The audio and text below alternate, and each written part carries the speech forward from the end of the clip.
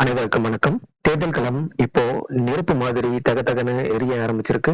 என்னப்பா திமுக கூட்டணியில எல்லாம் சுமூகமா இருக்கா கேட்டா, வெளியில சிரிப்பு உள்ளுக்குள்ள நெருப்புங்கிற கதையாத்தான் இப்போதைக்கு நிலைமை இருக்கு. திமுக கூட்டணியில தேமுதிக உள்ள வந்த பிறகு மத்த கூட்டணி கட்சிகளுக்கு இடங்களை ஒதுக்குறதுல திமுகவுக்கு பெரிய சிக்கல் வந்திருக்கு. இதை பத்தி முழுசா இந்த வீடியோல பார்ப்போம். முதல்ல ஏன் திமுக திடீர்னு தேமுதிகவை உள்ள இழுத்தாங்க? இதுக்கு பின்னாடி 3 முக்கிய காரணங்கள் சொல்லப்படுது.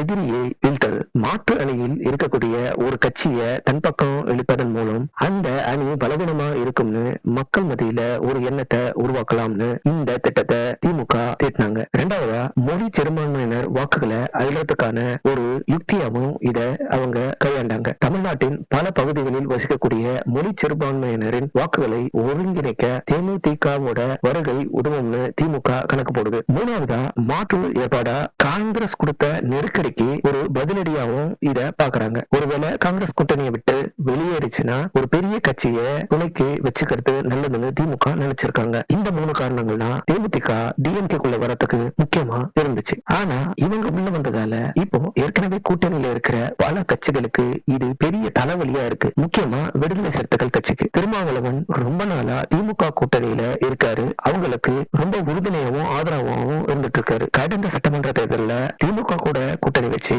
6 தொகுதியில போட்டிட்டாரு. இப்போ விடுதலை சிறுத்தைகள் கட்சியோட நிலைமைய பார்ப்போம். இந்த சட்டமன்ற தேர்தலில் திமுகவோட கொள்கை கூட்டணின்னு சொல்லியிருக்க இவங்க பல நேரங்கள்ல தங்களுக்கு கிடைக்க வேண்டிய இடங்களை கூட விட்டு கொடுத்திருக்காங்க. ஆனா இப்போ தேமுதிகவுக்கு கொடுக்கிற முக்கியத்துவம் தங்களுக்கு கிடைக்கலங்கிற வருத்தம் அந்த தொண்டர்களுக்கு மத்தியில அதிகமா இருக்கு. விடுதலை சிறுத்தைகள் கட்சி இரட்டை இலக்கு, அதாவது 10 இடங்களை கேட்கிறாங்க. ஆனா திமுகவோ 7 அல்லது 8 இடங்கள் தான் பிடிவாதமா இருக்கு. அது மட்டும் இல்லாம உதயசூரியன் சின்னத்துல நில்லுங்கன்னு திமுக கொடுக்கிற அழுத்தம் ஒரு மாநில அங்கீகாரம் பெற்ற கட்சிக்கு சங்கடத்தை ஏற்படுத்திருக்கு. எங்களுக்கு தனி சின்னம் இருக்கு, அதுலதான் நாங்க போட்டிடுவோம்னு ஒரு வாக்குவாதமும் நடந்துட்டு இருக்கு. இதனை தொடர்ந்து சமீபத்துல அவர் பேஸ்புக் காணொலியில வந்து தன் தொண்டர்களிடம் ஒரு உரையாடலை நிகழ்த்திருக்காரு. அதுல நம்ம திமுக கூட்டணியில தொகுதி பங்கீடு ரொம்ப இழுப்பறியா இருக்கணும், நம்ம குறைஞ்ச தொகுதிகளை வாங்கி பெற நிலைமையில இருக்கணும் அவரு ரொம்ப வேதனையா பேசியிருக்காரு. இது இப்போ பெரிய பரபரப்பை ஏற்படுத்திருக்கு. சரி, இடதுசாரிகள் கட்சியோட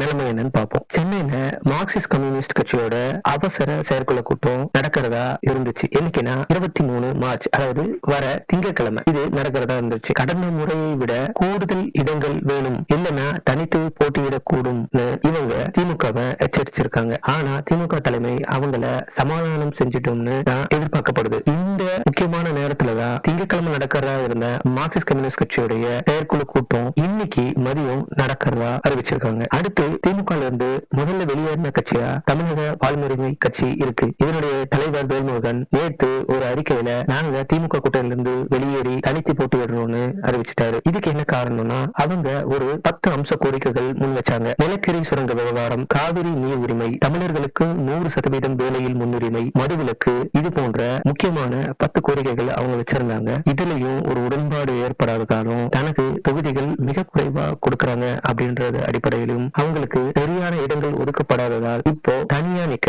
முடிவு பண்ணிட்டாங்க. ஆனா திருமாவளவன் இவங்களை மறுபடியும் கூட்டணிக்கு கூப்பிட்டு வரதுக்காக பேச்சுவார்த்தை நடத்துறதா அவரு ஒரு செய்தியாளர் சந்திப்புல சொல்லியிருக்காரு. சுருக்கமா சொல்லணும்னா தேர்தல் தேதி அறிவிக்கிறதுக்கு முன்னாடியே தேமுதிகவும் காங்கிரசும் தங்களுக்கு வேண்டியதை வாங்கிட்டாங்க. அதனால அவங்க அமைதியா ஓரமா இருக்காங்க. இப்போ தேர்தல் தேதி அறிவிச்ச பிறகு திமுக என்ன சொல்லுதோ அதை ஏத்துக்க வேண்டிய கட்டாயத்துல மற்ற சிறிய கட்சிகள் இருக்குது. திமுகவோட ஒரே குறிக்கோள் வெற்றி மட்டும்தான். இதுக்காக அவங்க யாரையும் விட்டு கொடுக்கவும் தயாரா இருக்காங்க. இது மற்ற கூட்டணி கட்சி தொண்டர்கள் மத்தியில ஒரு சோர்வை ஏற்படுத்திருக்குன்னு தான் சொல்லணும். அரசியல்ல ஒரு கருத்து இருக்கு, 1+1 = 2 அப்படின்னு எப்பயுமே இருக்கணும்னு அவசியம் இல்ல. 1+1 = 0 ஆகும் கூட்டணியை பொறுத்த வரைக்கும் அப்படின்னு ஒரு பாடம் இருக்கு. அதே மாதிரி திமுக இணைஞ்சது. திமுக நிறைய கட்சிகள் உள்ள இருக்கிறது. இதனால திமுகவுக்கு சாதகமா பாதகமா நீங்க என்ன நினைக்கிறீங்க? திமுக கூட்டணியில விடுதலை சிறுத்தைகளுக்கு உரிய மரியாதை கிடைக்குமா? மார்க்சிஸ்ட் கம்யூனிஸ்ட் கட்சி